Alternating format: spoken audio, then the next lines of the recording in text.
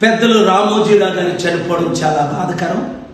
వారి పిల్లలు, మనవలు, బంధు ప్రియులు, ఆయనతో పనిచేసిన వారందరికీ నా కండోలెన్సెస్.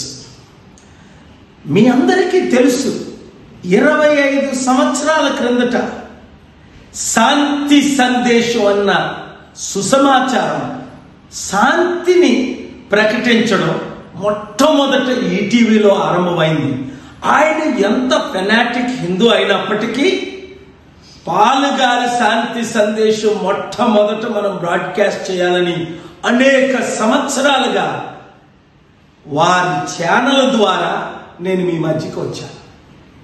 శాంతిని నెరవేర్చడమే పాలుగారి శాంతి సందేశాలు మతపూరితమైనవి కావు అని ఒక దృఢ నిశ్చయంతో ఆయన్ని గుర్తించుకోవాలి.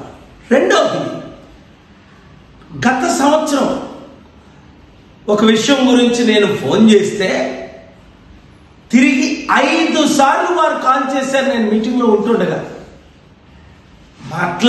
చివరికి మాట్లాడి ఆయన ఒక విషయం చెప్పారు. అది ఇప్పుడు చెప్పే సమయం కాదు కనుక వారు చనిపోవటం, మీడియా ఓనర్స్ అందరికీ ఒక మార్గదర్శి అయిన వెళ్ళిపోవటం, ఏదో ఒక లోపం వచ్చింది అన్న విషయం రాష్ట్రంలో తెలిసిందే.